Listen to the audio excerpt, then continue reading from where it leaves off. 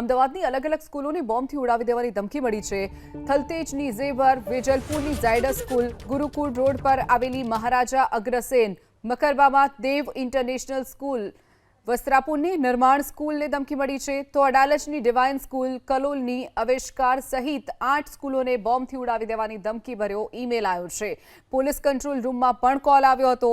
બપોરે 1:30 વાગે આ સ્કૂલોમાં બ્લાસ્ટની ધમકી મળતા જ પોલીસની ટીમો દોડતી થઈ છે. તો શહેરની અલગ અલગ સ્કૂલોમાં બોમ્બ સ્ક્વોડની ટીમે તપાસ હાથ ધરી છે. ધમકી ભર્યા ઈમેલ મળતા જ સ્કૂલોમાંથી બાળકોને રજા આપી દેવામાં આવી છે. તો અમદાવાદની અલગ અલગ સ્કૂલને બોમ્બથી ઉડાવી દેવાની ધમકી મળી છે.